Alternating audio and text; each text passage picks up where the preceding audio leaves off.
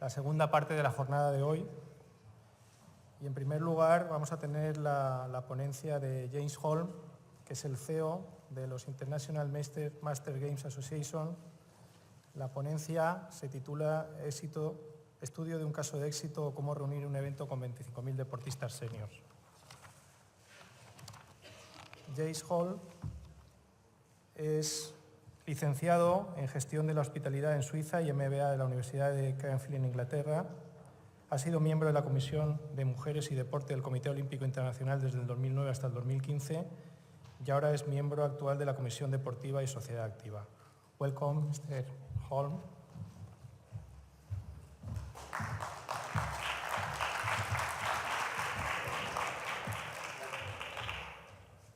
Buenas tardes a todos. And that's all the Spanish you will hear from me today. Could we please have the slides up on the wall?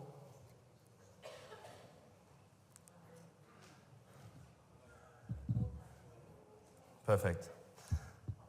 So, I'm here today to talk about how to establish a successful sports tourism event with more than 25,000 people in.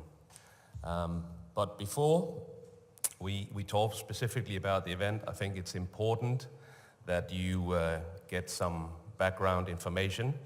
And therefore, first, I will talk about who the organization that I'm the CEO of is, and then followed by what is the concept of Masters Games, and then finally, why do these events work very well as a tourism event. So let's get started. So the International Masters Games, also known as the IMGA, is a non-profit organization which is 100% self-funded. We are based in Lausanne because that is also the Olympic capital, and a lot of the international federations and of course the Olympic Committee is there. We are a member of Sport Accord, which I believe you might have heard about yesterday. And currently 37 of the international federations are full members of our organizations. We are fully recognized by the Olympic Committee and by the International Paralympic Committee.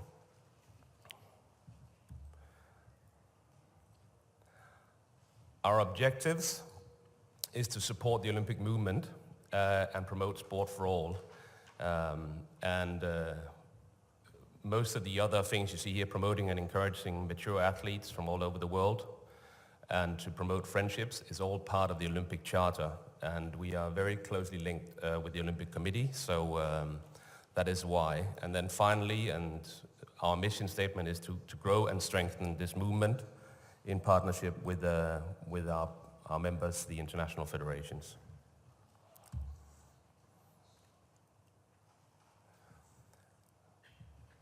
We have a number of events, of which we have two global events. The global event is the World Masters Games, which is the oldest and most known event. And they're held every 4 years. All our events are held every 4 years. The next one is in Auckland, in New Zealand, in a couple of months' time. And after that, in 2021, we will be in Japan. The next Winter World will be in Innsbruck in 2020. Then we have 3 regional events. They're all summer events. It's the European Masters Games, which was recently held in Nice and will be next held in Torino. Then we have the Asia Pacific Masters Games, which is a new event, which will be held for the first time in Penang, in Malaysia in 2018. Well, that's next year. And then we have the Pan American Masters Games, which we just held in Vancouver, and we are currently going through a bid process. And then, of course, there are other Masters events, and I believe that you will hear about the Masters Veterans Table Tennis just after me, so that will be a very good example of an individual sports Masters event. Then you have national Masters events like the Brazilian Masters Games, the New Zealand Masters Games, the Australian Masters Games. They're not under us, and they're individually run. And then you have a whole number of smaller events throughout the world. So these are the basic types of Masters events. The numbers for these events is that for the World Masters Games is we have about 25,000 plus athletes on 30 sports and across 70 plus venues. I mean, the venues change a little bit from city to city. It runs over 10 days and the operating budget is about 20 million euros. Then the Winter Games is obviously a much smaller event because there are much fewer winter sports and about 4,000 athletes, and the budget is about 3 million euros. And then finally, our regional events varies from 5 to 10,000 athletes across 20 sport, and they are at 5 million euros per event. So that's sort of the basics behind the IMGA, the size of the event, what we do. Now we will get into a little bit more about what exactly are these events. So they are a multinational and multi-sports event, and the idea of them is to promote an active lifestyle, promote sport for all, and it's to motivate a goal-oriented and a long-term attitude towards sport. Also, we want to offer the athletes a truly multi-sport environment, so that it's for those of you who've ever done sport or have been participating in multi-sports, you will know that it's very different from an individual event because you meet athletes from many different sports, and but they all have the same attitudes towards life. So it's a little bit more festival than individual sports. Then, of course, is through the aging population is to encourage youth to get off the couch and away from the video games a little bit and see that they can do sports throughout life. And of course, finally, it is apart from just the sport, it's also to get people together, not just for a cultural experience, but very much from a tourist experience. So who is it for? And I think the term masters is a very, very broad term. The table tennis you'll hear about later, I believe they use the term veteran. There are many other terms, golden oldies, seniors, old boys, and the word masters is the choice that the international federations have chosen to represent this whole group of athletes who are in general over 35. And you can see the first point here is to say that it's those who comply with the minimum age. It varies from sport to sport. For swimming, it's 25 and up, and for curling, it's 50 and up. But on average, and pretty much across most of the sport, it's 35. The difference as well is that there are no qualifications, so all our athletes just sign up to participate, and they represent themselves only. That means they're not selected by the national federation, they're not selected by an international federation. They just show up and represent themselves. And even we allow what is called multinational teams. So if you have friends from overseas, you can come and compete with them. I think another major, I know a major difference from other events is that Masters athletes pay for their own accommodation. They pay for their own travels, and they pay for to participate as well in the event. So there's a registration fee, and that obviously helps with the budget of the event. Now, another thing where we differ quite significantly from the elite event is that we have the para athletes they compete at the same time as the able-bodied athletes, because we believe that it's within the concept of sport for all.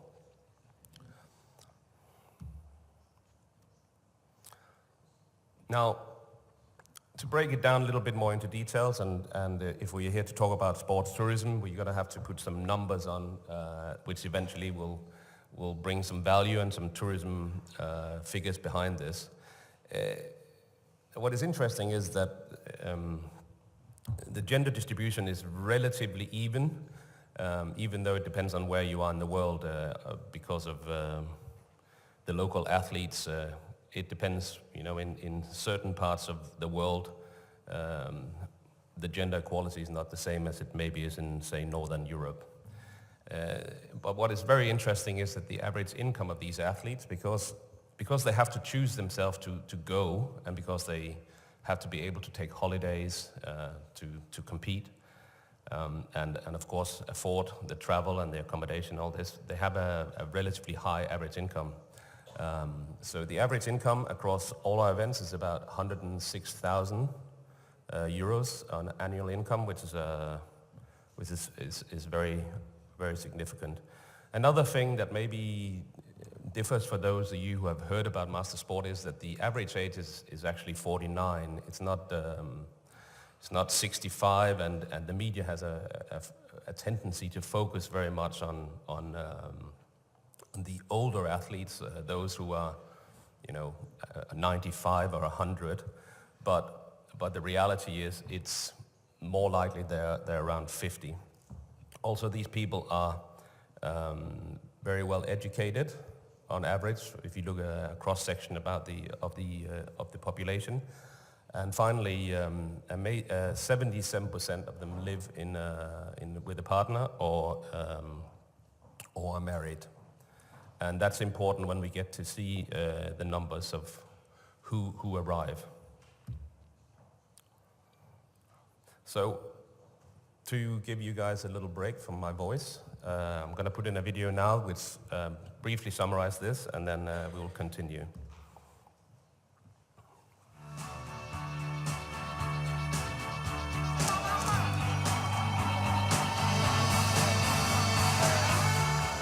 They come in their thousands, in their tens of thousands, from more than 100 countries. Visitors with a mission and a passion for sport, for enjoyment, celebration and tourism.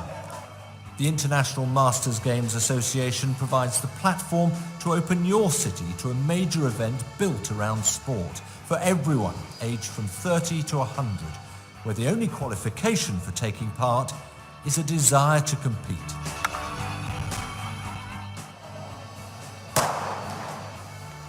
For nearly 30 years, the IMGA has built up World, European, Pan-American and Asian Masters Games.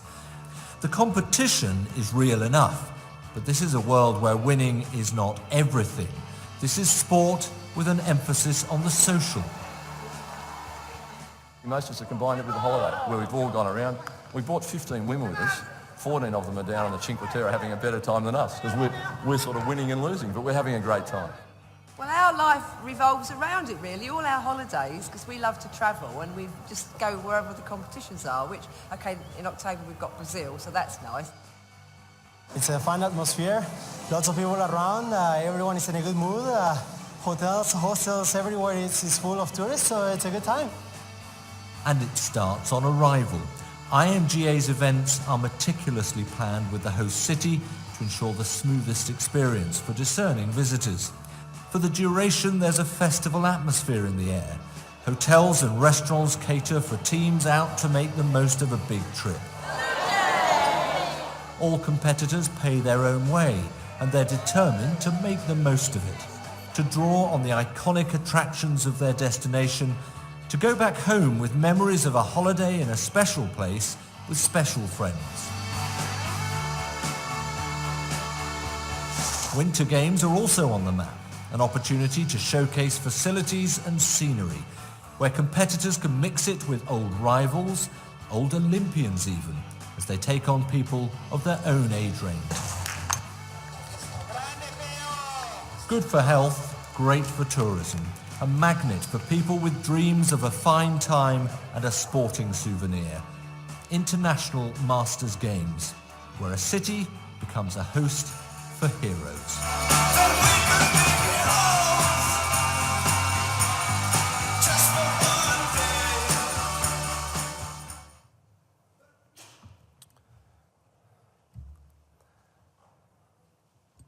Okay, so now hopefully you have a little bit of better idea of what we are talking about, and now I will talk about why these events work very well and why we have had such great success with them. The most important thing is that we help the cities to provide the right framework, and obviously by having a track record of 25,000 paying athletes at the World Masters and over 7,500 in the regional events, that in itself is a very, very good start. And then another thing is that we are supported by the international world of sport. And that means that the international federation, if they support your event, you know that the event will be executed at a high standard. We're not talking about the Olympics here, but we are maybe talking about national level standards. And if you expect people to spend their money to travel from another part of the world to your area, then you have to deliver a professional sports solution. Of course, this experience has come with time, and the more events we have, hopefully the better we are becoming better at hosting them or helping the cities. Another thing we do is that we, as part of the host city contract, is that we stipulate that the cities have to use an independent data collector, so that we get the tourism data through a international audit house, and this way we know that the figures can be compared from event to event. Of course, also another reason is that through these 30 years we have built up a good link to the international masters community, and that's incredibly important because people who are on average 49 on a high income group, they're not so susceptible to direct marketing, but what does work very well is word of mouth, and we know that that's how they communicate with each other. And it's also why we see a higher number of repeat athletes in our event. Another thing we focus very much on now is knowledge transfer, to make sure that everything that was learned in the previous event is passed on, everything from operations manuals to templates and so on. And finally, we, as I said, we are a non-profit organization, so the cities buy all our rights. That means that the cities buy the rights for the sponsorship, they get all the registration fees, and in fact, we haven't had an event in at least the last 10 years where the city has made more money in registration fee than they have paid us in rights fee, which is how we would like it to be, because the purpose is to expand sport for all. And the cities also get the rights for merchandising, which is still a few 100,000 of additional income. So as I said before, we get data collected in every event, and since I'm here to talk about sports tourism, I thought it was important to bring in some figures about how these events work as a driver for tourism. And as you can see, this is from the 2009 World Masters Games, which I picked this survey because Sydney did probably the most comprehensive tourism review, and also because Sydney is far away, it's interesting to see what makes people go there. So as you can see that almost 50% of the athletes participated. The most important factor for them to go to Sydney was that they could compete in the World Masters Games there in 2009. Now, another thing that is very interesting from a tourism point of view is that 85% of the athletes who compete in our events stay in hotels. And this, again, this number is from Sydney, but in fact, these numbers they are the same from every event. So it's just a little bit hard to make an average across tourism numbers. And in general, what we see is that it's the 5- and 4-star segment that sells out first, depending a little bit on the hotel room capacity in each city. When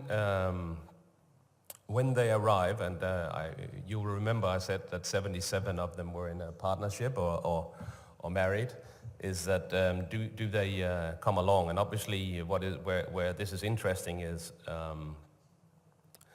the international athletes who appear, and as you can see, 52% of them travel with other people, and if you go down to the lower block down here, you see that on average they bring 3.7 person with them of those 52%. So the real number of people who come in to an area is much higher than the registered athletes. But of course, it's difficult to put an exact number on it.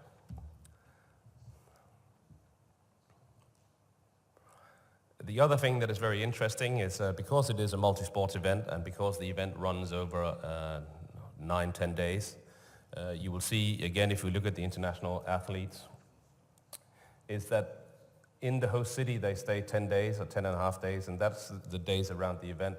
But in total, in the country, they stay almost 16 days, which is quite significant and quite a long holiday. That is part of the reason for success, of course. Now, we've also been breaking down what they spent their money on, and it'll be no surprise that the majority of the money goes to hotels and travel.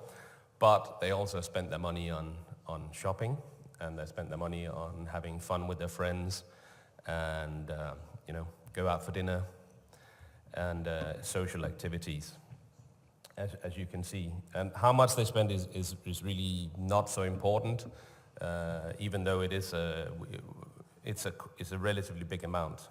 As you can see here, that the international was $3,500 that was spent on average per athlete. And that, of course, lead to great economic impact, which I'll get to later. In fact, I'll get to it right now. So this is I've taken two examples from two other events rather than the Sydney 2009 and the World Masters Games in Torino in 2013. In the same week in the years before, the average occupancy of the hotels was 36%, and during our event it went up to 71%, and the average rate went from 71 to 104. So obviously a significant improvement. What is also interesting is that the total operating cost of the games in Torino was 6.7 million euros, of which the city of Torino and the state of Piemonte paid 3.3 million. But that the direct tourism spending, so again, I point out that this is direct spending and not based on, there's no multipliers involved, there's no, so this is purely the spending based on the research done, again, by these independent audit houses was 35 million, which gives you a return on investment of 10 times. And I will challenge you guys to go out and find events that give the same kind of return on investment. Especially sports events, because and you can see the numbers from the European Games in Nice, which is also of course a very well-known tourist destination. The occupancy went from 33 to 92% over the event, and they managed to keep the operating cost down to 3.9 million.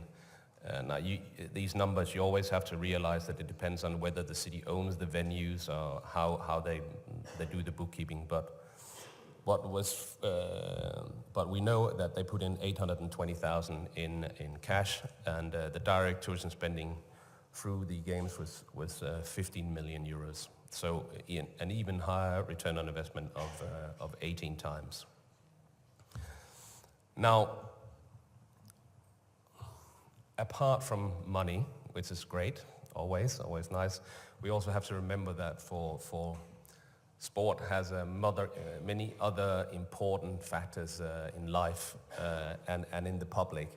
And so by activating an aging population, so for instance, as I said, in 2021 we will be in Japan, and in Japan they're very concerned about their aging population. They're using very much our games to get the local population involved and get them training, not because it gives them a healthier life and a better lifestyle, but also because for the aging population there is a social element in sport that allows them to reconnect through the clubs, and also, of course, if we have to talk money again, there are some healthcare savings by keeping the population happier and healthier for longer.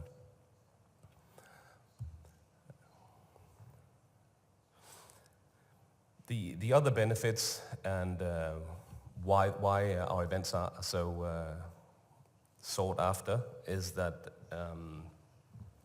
we organizing an event with 25,000 athletes is not an easy thing to do. It's incredibly complex, and it's experience that the cities can use to host other events or other multi-sport events later. And then, of course, because we are linked so closely to the international federations and also the Olympic Committee, there are many good connections to be made through working with us. And also, as I said, we try to, in fact, in our constitution, it states that a city is not allowed, or an area or region is not allowed to build anything new for our events. So you must use what is already there. And because it's master sport, it's not spectator oriented. So you guys got to remember that if I went out running, nobody wants to see that, really. I'm pretty sure. And therefore you can use gyms and schools and all kinds of other venues, as long as the field of play is at a high standard. We also try to absorb expenditures on software and web development, because we know there's a significant cost in developing that over and over again. So we just renew these tools for the cities.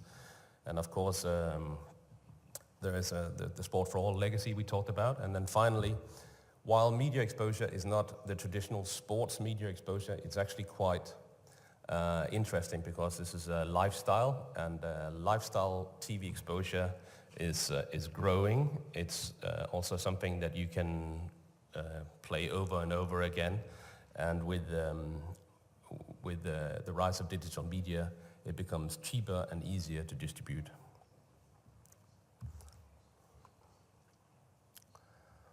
Now, how do the athletes benefit? And I've written here on top that they get to compete in an Olympic-style multi-sport event.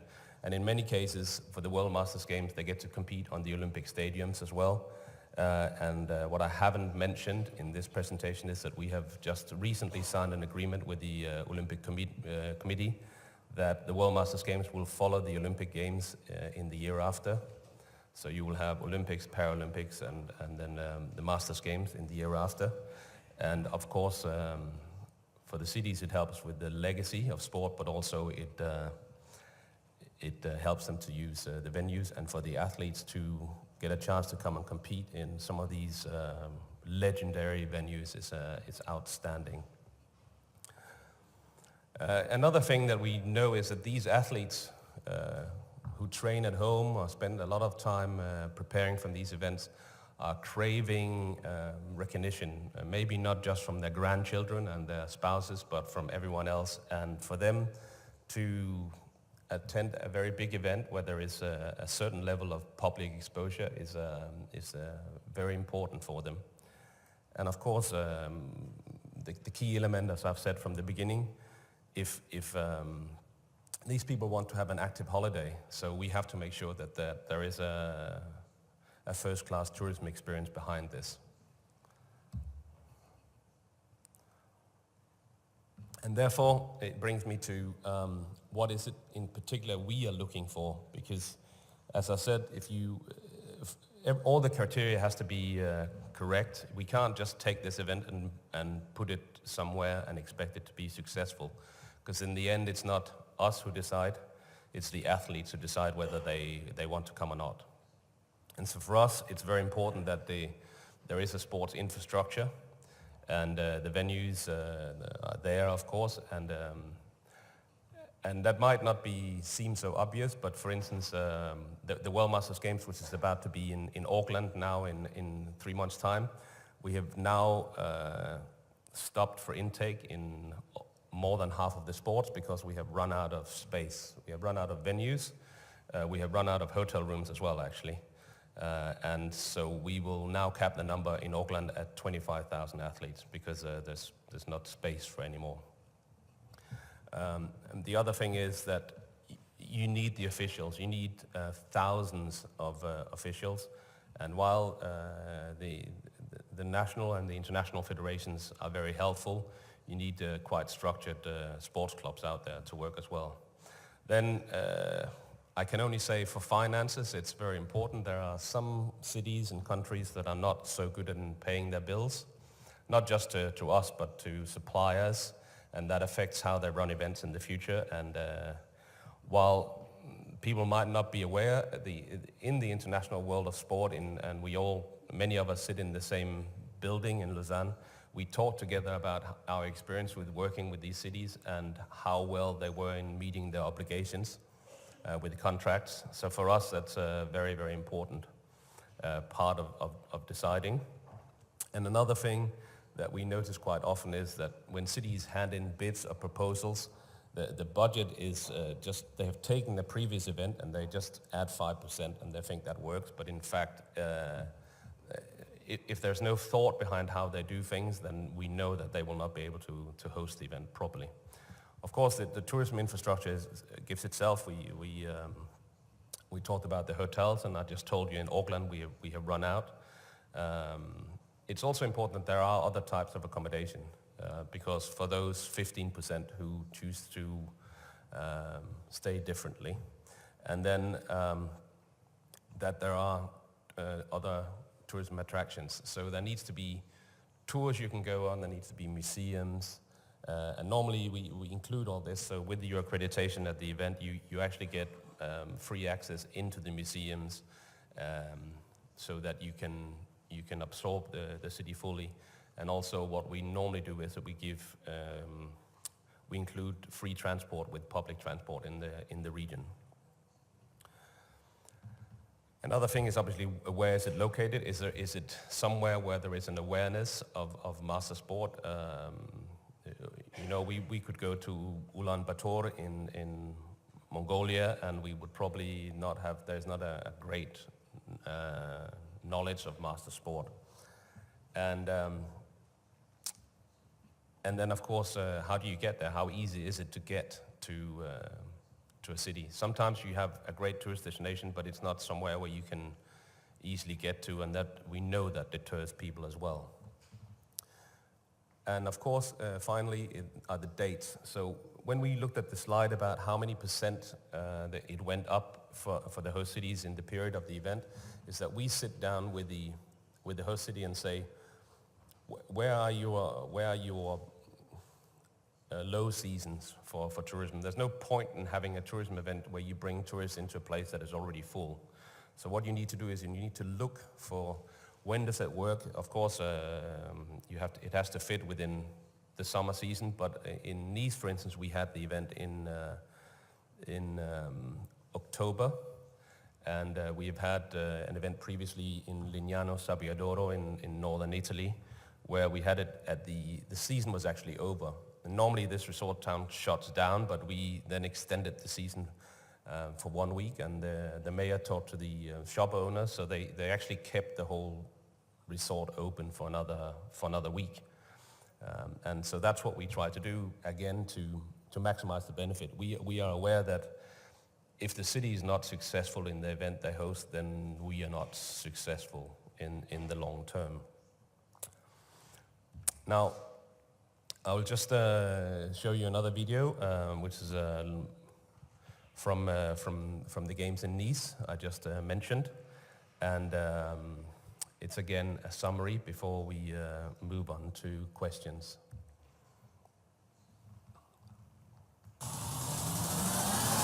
The International Masters Games, attended by thousands of athletes aged 35 upwards and hosted by some of the world's most dynamic cities. A vast array of Olympic and non-Olympic sport in events fully supported by the International Olympic Committee. Your opportunity to take up the challenge at your level. It's a competition, a holiday, a reunion, a memory.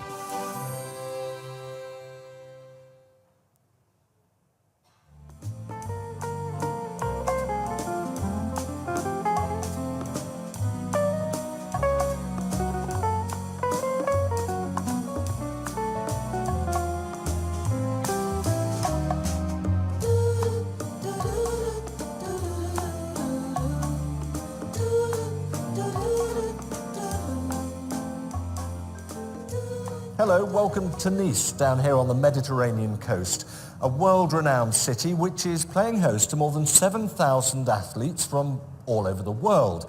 And they're taking part in the European Masters Games. So their ages range from 25 up to 96. 27 different sports involved. And I'm going to show you what it's like to be part of a real festival of sport.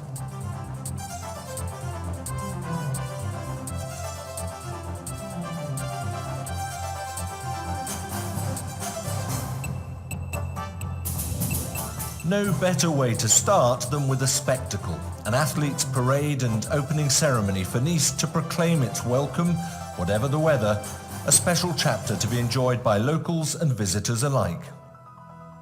So to the Games, making the most of what the city has to offer. For Nice, that means sandy beaches, blue seas, not to mention high-class facilities right across the city, from the athletic stadium used for international elite events to sports halls equipped for every standard. We've got quite a match on here. This is the Grumpy Old Bears in red against North Venice in blue. So Australians against the Russians. Over 45s is the category. But you know, we've got some Olympians, former Olympians out here, and they're not necessarily going to be on the winning side. The same applies to many of the disciplines here in the Games where ex-Olympians from the region have been advising Nice on the needs of the athletes.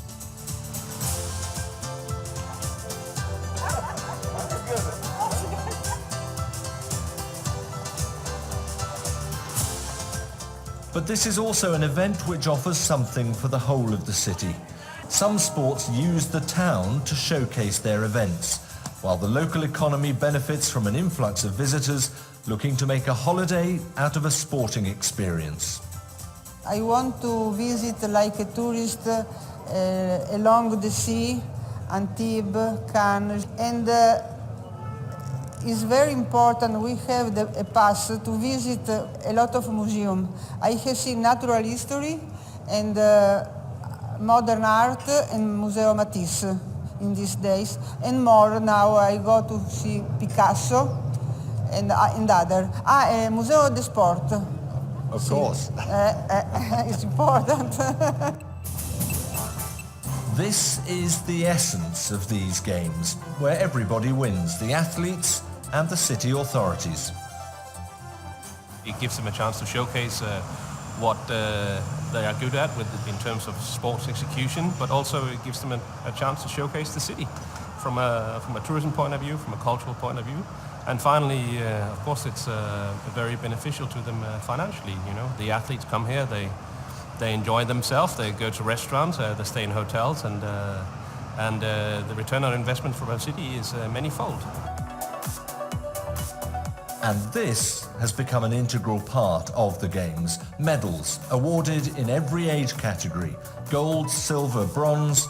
It makes the ceremonies another experience to savour.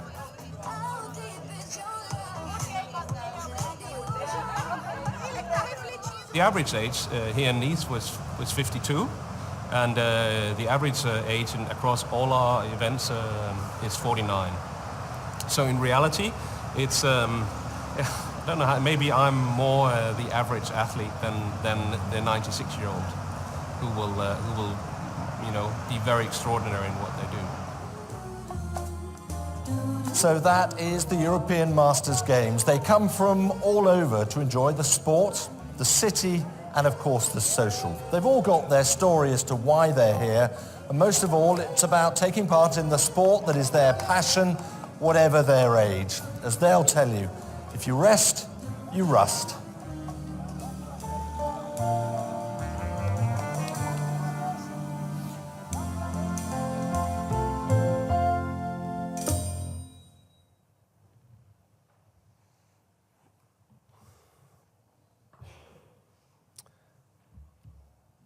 So, this is drawing to an end. Now we have a few minutes for questions, which I'm happy to answer. Does anyone have anything they would like to know about? Okay. And now I have a translator. Very good. Pero si hacéis las preguntas directamente en español, pues en inglés. Ah, para él. Ah, estupendo. Pues vale, genial. You have the translator. Okay, well, I'm very happy to have you standing up here. Oh, okay. How does this go again?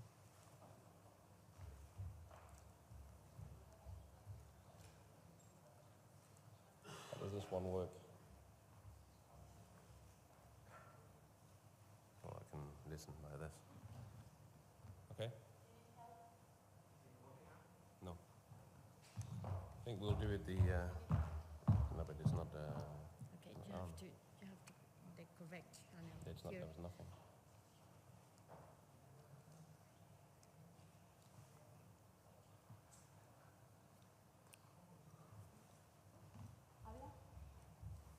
Okay, now it's all right. Okay. It's all right? Yes? You can put it here in your... Hola. Ahora vale, perfecto. Can you hear me? Yeah. Yeah. So thank you for your presentation. It's been very surprising. I didn't know this was something existing already, but there was in your presentation at some point you mentioned that very recently you have arrived to an agreement with the International Olympic Committee where these games are going to follow the Olympic Games. Is this meaning that it's already fixed which cities are going to be the following in the organization? Or are other cities different to the one hosting the Olympic Games could be candidate in the future to host that kind of games? Thank you. It's a very good question. As part of this agreement, first of all, it is only the World Masters Games. It doesn't relate to the regional events, which will still move around. As I said, it's in the end, it's the athletes who choose where they want to go. And not all Olympic cities are actually ideal for as a tourist destination. I'm not going to stand up here and mention some cities, but not all cities are. And therefore the agreement is that the future hosts of the Olympic Games have an opportunity to host our event the year after, but they can say no, and so can we. But if they say no, because they have a first right of refusal, then we will go to another past Olympic city. In this particular case, now where the bid is for Budapest, Los Angeles and Paris, LA and Paris have already hosted the Olympic Games. So in fact, we are already talking to those two cities because they could both be excellent hosts of our event. So there are positive things about following right after the Olympics, but there are also many negative things. There's a lot of event fatigue in the city, and also even the Paralympics will recognize that everything is overshadowed by the Olympic Games, and there is a danger of drowning under this, and so therefore there is a flexibility.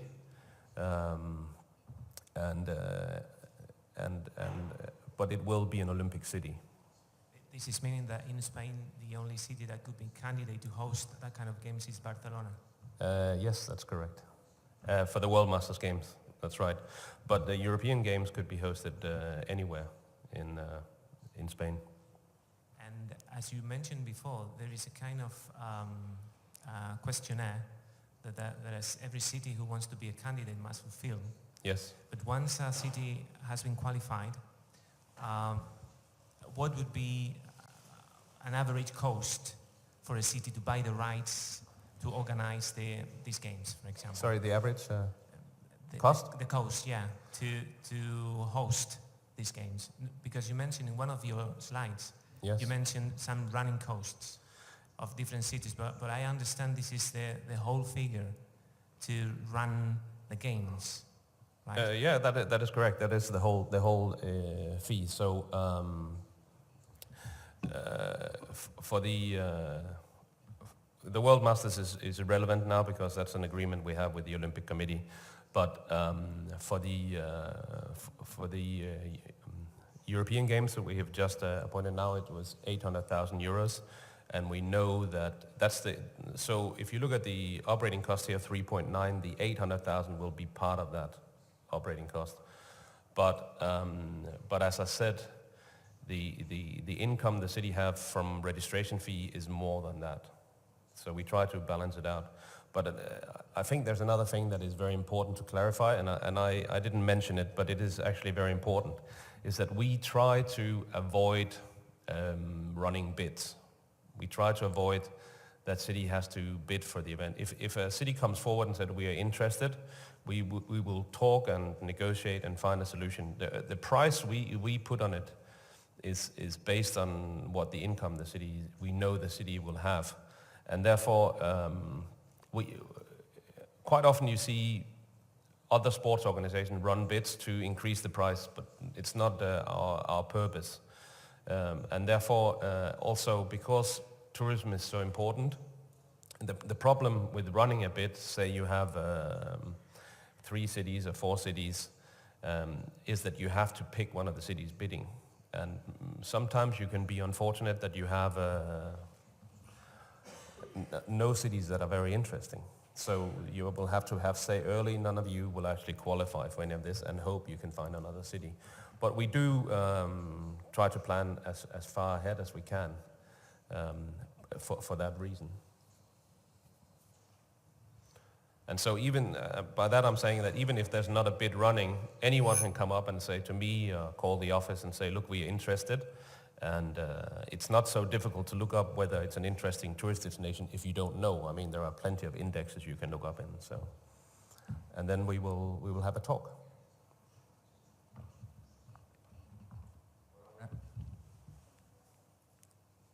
Sí que va. Hola, buenas tardes.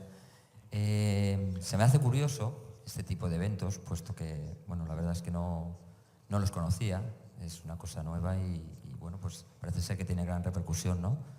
Mi pregunta está en tanto, ¿cuál es la promoción de este tipo de eventos de cara al público? ¿Qué canales se gastan para llegar a ese público? Puesto que no es una cosa que yo haya visto ni en redes, ni en televisión, ni en prensa, en fin. ¿Cómo se hace llegar este evento al público? Puesto que hay muchas personas que vienen de muchos países y, en fin, es complejo.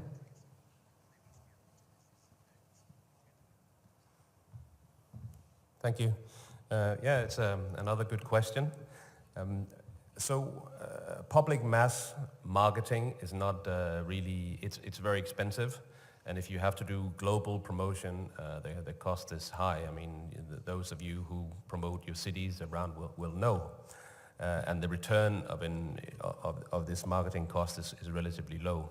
So, as I mentioned, we have a close link into the Masters community, and in our current database that we constantly update, we have over 100,000 email addresses we know of athletes, Masters athletes. On top of that, we go to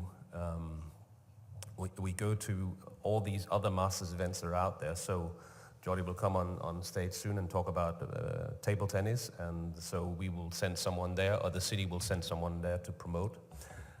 So it's very targeted.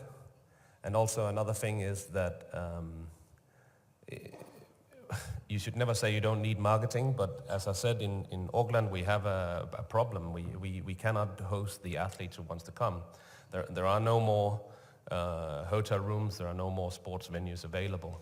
And another thing is that once the event become over 30,000, they become very difficult to manage. We tried that in Sydney, and currently the target in Japan is 50,000, which is set by the Japanese government. And as I said, they want to use the event for physical improvement of life for the local population. And so there, apart from doing the international marketing that we help them with, they focus on reaching the broader audience at home, which is much cheaper. The further you move away from your center of marketing, the more expensive and the less return you get. And so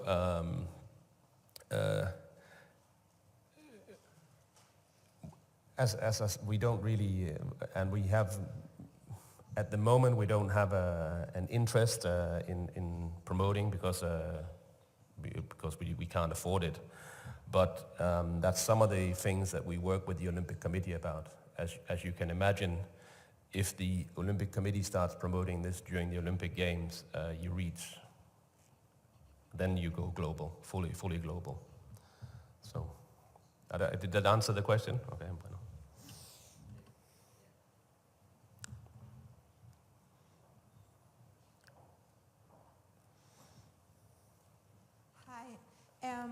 I want to ask,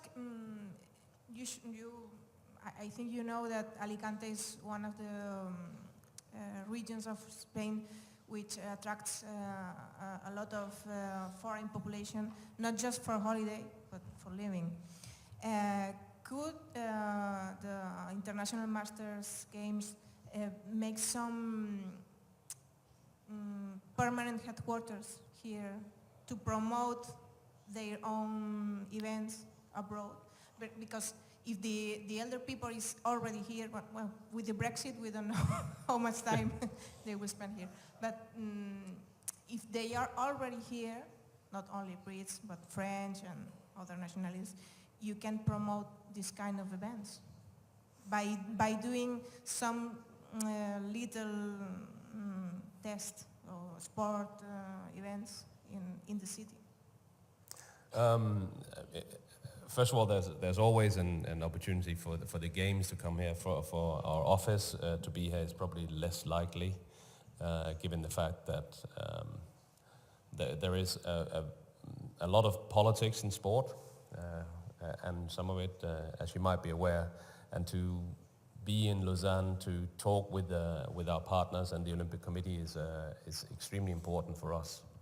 And the steps we have made now with the Olympic Committee, it would not have happened if we were not there.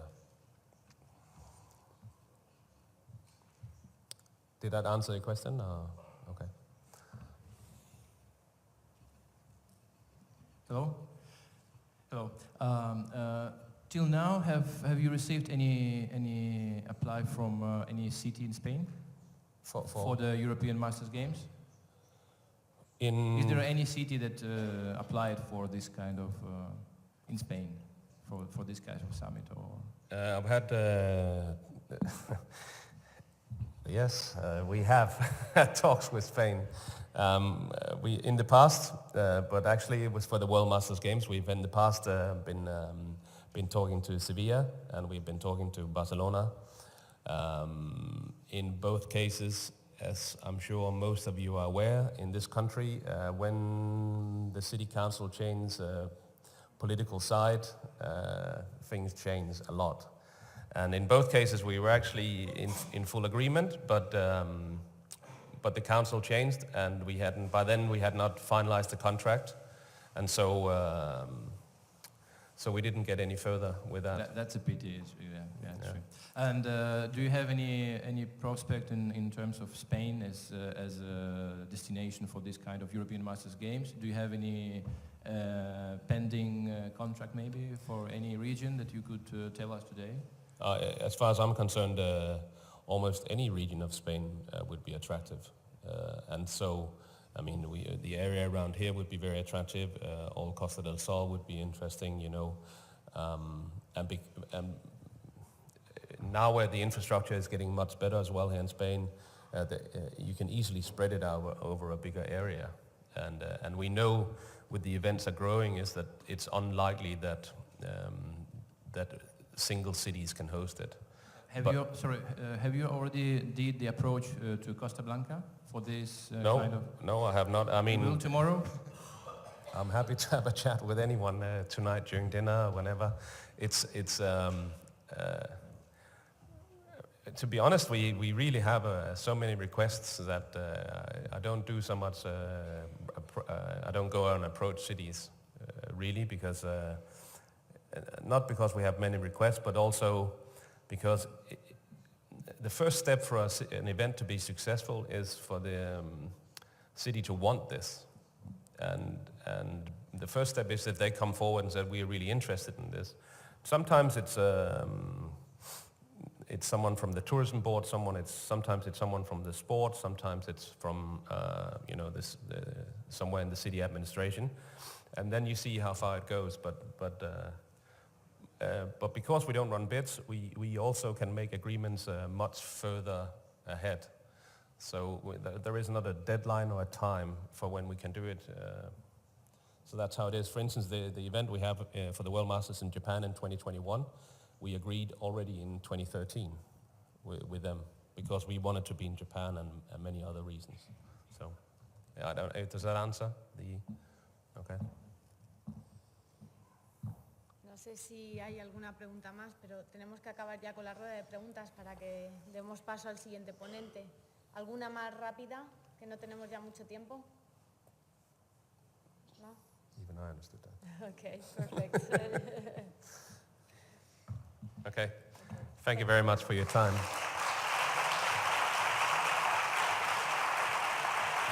Thank you.